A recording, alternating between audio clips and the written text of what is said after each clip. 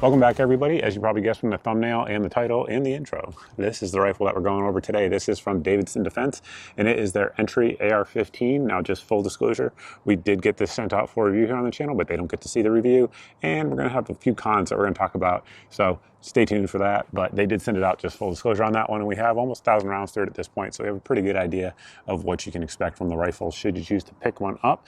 And essentially what we're going to do here today is we're going to head out to the range, test the accuracy of the rifle with a few different loads, see what we get, come back in and walk through it tip to butt with all the different details and important specs that you guys would want to know if you're considering getting one of these.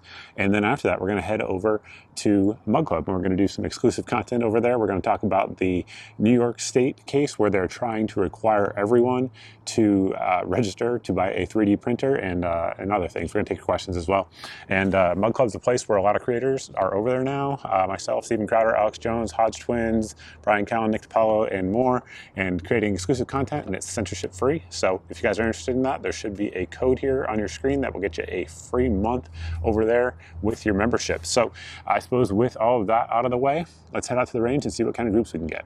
Now we're going to see what kind of groups we can get out of this rifle. So we have in the gun right now some Remington 45 grain 223 chambering, and those are a hollow point load. On there right now we have the Swan Fox 1 to 10 and target down range at 100 yards using a CTK precision rest. A very high speed sock full of sand, and I think that's pretty much it. All right, let's do it.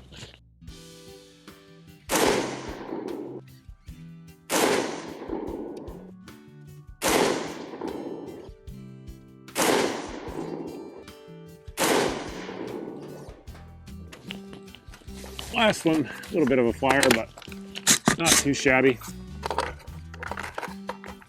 All right, we got a couple heavier loads up here for you. First up is going to be this guy. It is the Hornady 223 chambering and 69 grain bolt tail hollow point match. And this one is going to be in a Min 2 mag for those that are interested in that. All of this ammo, I should point out, does come from our sponsor here, which is Firearms Depot. So they have great competitive prices on everything, guns, ammo, all types of stuff. I share links to their products all the time on my socials because it's the cheapest. I see it in a lot of places. So thank you to them for sponsoring the ammo. Definitely check them out. And we'll see how this Hornady load does here, how it likes it.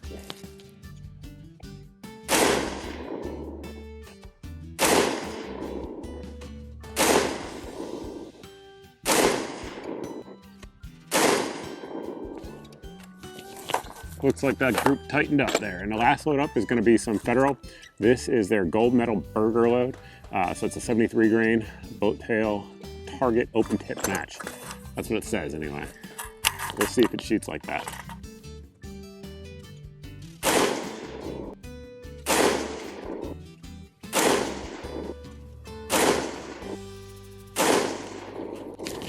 Let's go check them out. Alrighty, first group up obviously is that 45 grainer, and it looks like that's our biggest group for sure. We are at 1 3/4 inches on that group. Then we came down here with that 68 grain boat tail hollow point stuff. Tightened it up a little bit. It's a little bigger now that I got down here than it looked like, but it is right about 1 3/8 inches on that group. And then we had our burger, and it looks pretty similar. That one's actually about 1.5 inches, so a little bit bigger. But I would imagine with the right loads, this rifle's probably MOA capable. What we had out here today, all under 2 inches, perfectly acceptable, in my opinion. Now that we've seen the accuracy, let's go ahead and walk through it tip to butt. So out here at the end, we do have a standard A2 flash hider that does come with it. Obviously, we've been running this one primarily suppressed, so probably, I would say 2/3 of the time it's been suppressed, and sometimes with, of course, the A2 that it comes with. The A2 is a fantastic flash hider. I like essentially do A2 commercials every time. There's one here for the money for a muzzle device, kind of hard to beat. Has the closed tines on the bottom there, so you're not kicking up a bunch of dirt when firing from the prone.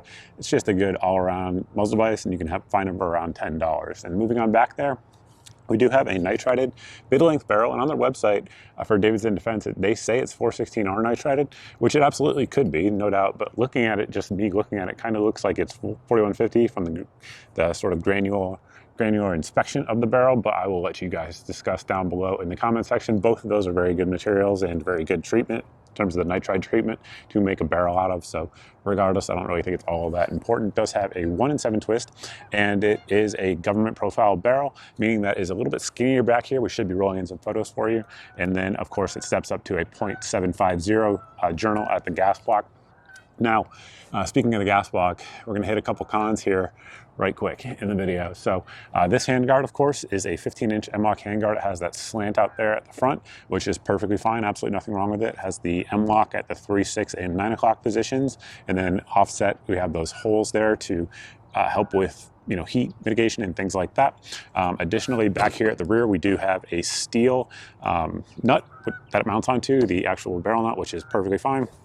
And these screws here index with it to prevent it from walking forward. That said, it doesn't have an anti-rotation mechanism, and I'm sure if you really beat on it hard enough, you would be able to rotate it. That said, it did not move at all in our testing. And moving back out to the gas block in terms of our testing, one thing I do whenever I get a budget rifle in, just that we're checking out, is just check things, if you will, kind of like an armorer's quality control check. And so the gas block out here, again, low profile gas block, it's not pinned, and the screws themselves were not dimpled and did not have thread locker on it. So I would like to see both of those things done going forward. If they watch this video and make any rolling changes to the rifle, it's definitely something I would like. A little bit of high temp thread locker and or rock set on there would help. Now, again, in our testing, it didn't move at all. And I checked it at the end of the testing. So didn't move at all. It was perfectly fine. But again, it could be a little bit better with that dimple and that rock set or thread locker in there. Continuing on back, the same was true here on our handguard bolts. So obviously these are clamping the actual rail around that barrel nut, which is important to keep it from rotating, the tension, and a little bit of high temp thread locker on there would be nice as well. It wasn't on there though, just full disclosure, because that's what we do here on the channel. Now we'll move back to the receiver set, I suppose, next. I suppose before we get into the receiver set, we should verify that the rifle is clear, and there you go. So on this one, obviously the upper receiver is a little bit unique looking. I do believe it's actually OEM'd for the folks over there because there's several other AR-15s, including FN, that use a very similar, if not identical looking upper, but it is a 60-61 upper, so not a 70-75. There's pros and cons to that. It's a little bit better in terms of impact with hard things, but it's a little bit softer than it would be with 70-75. You guys can do your research on that. I think both are fine for an upper receiver, but the military originally went with the 60-61 and then switched over to 70-75 for military reasons, so who knows how applicable it is to you. And one thing I know a lot of you guys will like that I personally don't like is that it does not have a forward assist, as Eugene Stoner intended, I suppose. But pulling our bolt carrier group and our charging handle out, you'll notice something that's kind of a premium feature, if you will. We do have our ambidextrous slots there, our ambidextrous rails, I guess you could say, at the back of your charging handle, so you can grab it either way and it will depress it. It is enlarged as well, so it makes it a little bit easier to grab onto and rack versus a mil-spec charging handle. That said, one problem I had was that you essentially have to, let me see if I can explain this here. So essentially when you grab it, you have to grab it closer to the center. If you grab it on the edges, like out here, sometimes you don't have enough leverage on it. So I would just like to see a redesign. It's not that it's bad, it's just that sometimes you kind of miss it when you're out here on the edge, like if you're just grabbing like that, and I would like to see that not be the case. But is it better than mil-spec? Yeah, it definitely is. Looking in there, you guys can see that we do have the M4 feed ramps in there that do line up correctly with the barrel extensions, which again, a lot of budget guns, that's something that you always want to look out for. And this one, it's perfectly fine on that one. And our bolt carrier group is going to be full auto profile, which is what we like to see around here. It is nitrided. The carrier itself is 8620 steel, and then our bolt itself is 9310 steel, and it is MP tested. We always, talk about bolts here on the channel because it's a very important component of your AR-15.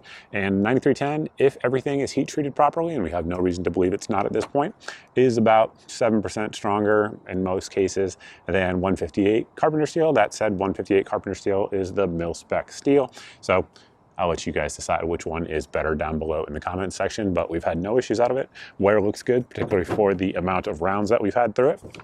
Our receiver is going to be mil-spec 7075 forged T6 aluminum, so good to go in that regard. It actually has a more flare a larger mag well flare, I should say, than your standard like Colt one would have. So that's something I harp on with a lot of lowers on the channel here. There's no reason not to have a larger mag well. It just helps with reloads. It doesn't hurt anything. It doesn't make it less strong, anything like that. So good on them for using a design that has that extra flare to it. That is good.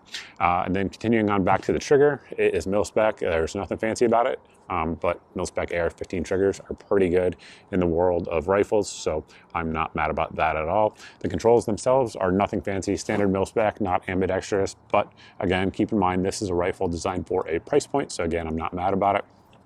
Buffer there is going to be carbine weight, and the receiver extension is 7075 T6 aluminum, mil-spec in that regard, and the actual castle nut there is staked properly and there is no wiggle to it. So some things that, again, on budget rifles you don't always see, but it is done well on that one, so kudos to them for that. And then we do have this ambidextrous sling mounting point at the rear here for our end plate, and the stock itself is going to be the Magpul SL stock, which is an excellent stock. I think I have a full review of just the stock up on the channel, but it fits nice and snug on there, has the good quick detach slots here at the rear if you guys want to utilize those on both sides of it.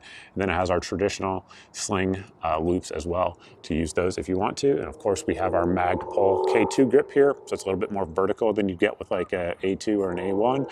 And we also have our enlarged trigger guard as well. So definitely some features that you don't always see on budget rifles. At this point in the video, we've covered most of the important things about this rifle with a couple exceptions. Number one, it does come with these sights, aluminum sights that are flip up. There's absolutely nothing wrong with them at all. The rear has, of course, your traditional diopter style rear. It does have a good hood on there. Not mad about it at all, and I do like when rifles come with sights, particularly at a price point like this one has. Another thing to mention is going to be that price itself. So the price right now listed on their site is going to be $550. So it is on the low end of AR-15s, particularly ones that aren't just like a pinned A2 gas block and then, you know, GI style furniture. So there are some competitive options in this price range, but I think it competes nicely with most of them. As you guys saw there, the accuracy is perfectly fine and reliability has been 100%.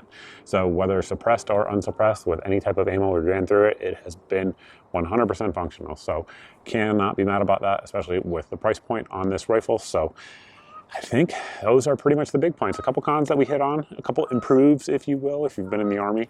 But all in all, it seems to be a solid gun. If you got one of these in the condition it was in now, again, just kind of tidy up those two little points that we talked about with the gas block and the handguard, and you'll probably be good to go for a long, long time, at least based on my sample size of one.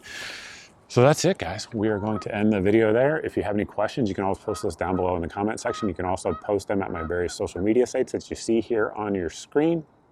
Definitely recommend the non-Zuckerberg ones. Those ones are the best ones to get the good deals and the most up-to-date news, if you will, because they're less censored.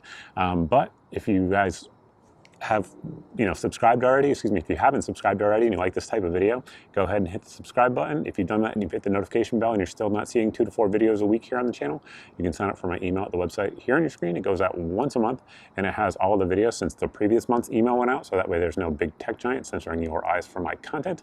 And lastly, but probably most importantly for many of you, if you guys are looking for deals on this gun, this optic, the ammo, the sights, the vertical foregrip, whatever the case may be, you can sign up for my daily deals email at the website here on your screen. This email goes out every day, as the name indicates, and it has 6 to 8 of the best deals that we find around the internet. If the item, whatever it may be, is in the email on that particular day, it is the cheapest I know of anywhere on the internet, so that way hopefully it saves you some time and saves you some money as well. We have a virtually 0 unsubscribe rate. People seem to dig the daily deals email. If you guys are subscribed to it, let people know down below about it in the comments section. So that's it, guys. We're going to close the video out here on YouTube and Rumble, and we're going to head over to Mug Club. So I suppose with that, piss off, YouTube.